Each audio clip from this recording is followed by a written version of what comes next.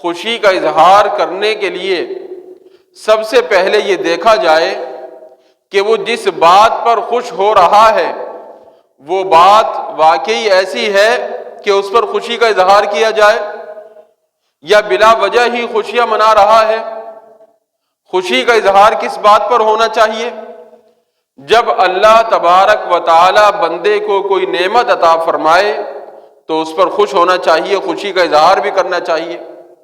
قرآن مجید فرقان حمید میں اللہ رب العالمین نے فرما دیا، قل بفضل اللہ وبرحمتہ فبذلک فلیفرحوا، اے محبوب آپ لوگوں کو یہ بتا دیں کہ اللہ کے فضل اور اس کی رحمت پر انہیں خوشی منانی چاہیے۔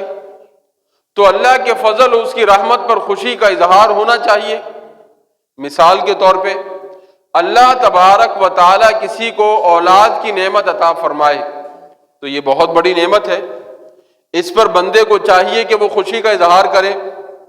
اللہ تبارک و تعالی کسی کو مال و دولت عطا فرمائے، یہ ایک بڑی نعمت ہے، اس پر خوشی کا اظہار ہونا چاہیے۔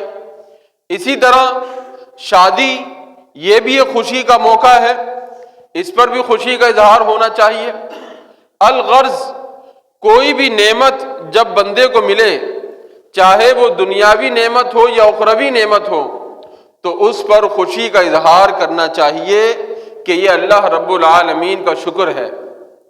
جب بندہ خوشی کا اظہار کرے گا تو گویا وہ اللہ تبارک و تعالی کا شکر ادا کر رہا ہے۔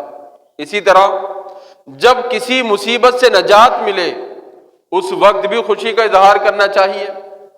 کوئی بیماری کوئی تکلیف تھی، وہ بیماری دور ہو گئی، تکلیف ختم ہو گئی تو خوشی کا اظہار کرنا چاہیے، اللہ کا شکر ادا کرنا چاہیے۔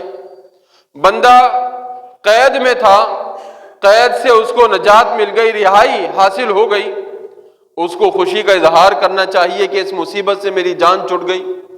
تو کوئی بھی مصیبت جب بندہ اس سے نجات حاصل کرے تو اس کو چاہیے کہ وہ خوشی کا اظہار کرے۔ کوئی نعمت جب بندے کو ملے تو چاہیے کہ خوشی کا اظہار کرے۔ ہم غور کریں کہ کیا واقعی ہم جب خوشی کا اظہار کرتے ہیں تو اس کی وجہ کسی نعمت کا حصول ہوتا ہے یا کسی مصیبت سے نجات ہوتی ہے، یا ویسے ہی بلا وجہ ہم خوشی منا رہے ہوتے ہیں؟ مثال کے طور پہ اب یہ نیا سال شروع ہونے والا ہے، اب نئے سال کے موقع پر جناب مسلمان خوشیاں مناتے ہوئے نظر آئیں گے۔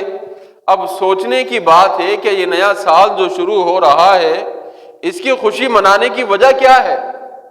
اس میں ہمیں کون سی نئی نعمت مل گئی؟ اس میں ہمیں کون سی مصیبت سے نجات مل گئی؟ ایسے غیر مسلموں کی دیکھا دیکھی مسلمانوں نے بھی خوشی منانی شروع کر دی نئے سال کی۔ یہ نئے سال کی خوشی منانا ایک عجیب سوچ ہے۔ حالانکہ خوشی منائی جاتی ہے نعمت کے حصول پر، خوشی منائی جاتی ہے مصیبت سے نجات پر۔ اب نیا سال جو آ رہا ہے اس میں نہ کوئی نعمت ملی ہے نہ کوئی مصیبت سے نجات ملی ہے، بلا وجہ خوش ہوتے ہوئے نظر آتے ہیں اور خوشیاں مناتے ہوئے نظر آتے ہیں۔ اب اگر کوئی کہے کہ نہیں جناب نیا سال شروع ہو رہا ہے، یہ ایک بڑی نعمت ہے، پھر تو روزانہ خوشی منانی چاہیے، نیا دن مل رہا ہے، ایک دن یہ بڑی نعمت ہے، ہر مہینے خوشی منانی چاہیے کہ مہینہ مل رہا ہے، مہینہ بڑی نعمت ہے، ہر ہفتے خوشی منانی چاہیے کہ ہفتہ مل رہا ہے کہ بڑی نعمت ہے، بلکہ ہر گھنٹے خوشی منانی چاہیے کہ مجھے یہ گھنٹہ مل رہا ہے، یہ بڑی نعمت ہے، کیونکہ ہر آنے والی سانس یہ اللہ تعالی کی طرف سے ایک بڑی نعمت ہے۔ تو سوچنے کی بات ہے کہ نئے سال کے آنے پر خوشی کا اظہار کرنا، اس کی لاجک کیا ہے، اس کی وجہ کیا ہے، یہ سمجھ میں نہیں آتی۔ لیکن پھر بھی ہمارے مسلمان دوسرے لوگوں کی، غیر مسلموں کی دیکھا دیکھی نئے سال کی خوشی منانا شروع کر دیتے ہیں۔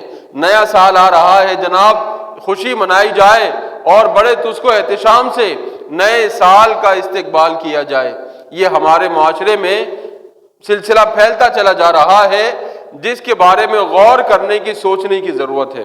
ہاں اگر واقعی کوئی ایسا مہینہ آئے کہ جس کا مسلمانوں کو فائدہ ہو، جیسے ماہ رمضان المبارک ہے، اس کی آمد کی واقعی خوشی منانی چاہیے کہ اس میں اللہ رب العالمین کی رحمتیں برکتیں زیادہ حاصل ہوتی ہیں۔ جمعے کا دن ہے، اگر یہ آئے تو خوشی کا اظہار کرنا چاہیے کہ جمعہ مسلمانوں کے لیے عید کا دن ہے۔ تو اسی طرح کوئی بھی ایسا دن، ایسا لمحہ، ایسا مہینہ اگر آتا ہے کہ جس میں اللہ تعالیٰ کی دینی یا دنیاوی نعمت بندے کو ملے تو خوشی کا اظہار ہونا چاہیے۔ لیکن ویسے ہی غیر مسلموں کی دیکھا دیکھی ہم نئے سال کی خوشی منانا شروع کر دیں تو یہ بات سمجھ میں آنے والی نہیں ہے کہ نئے سال کے شروع ہونے پر ہمیں دنیا اور آخرت کی کون سی نعمت ملی ہے یا کون سی مصیبت سے ہمیں نجات ملی ہے۔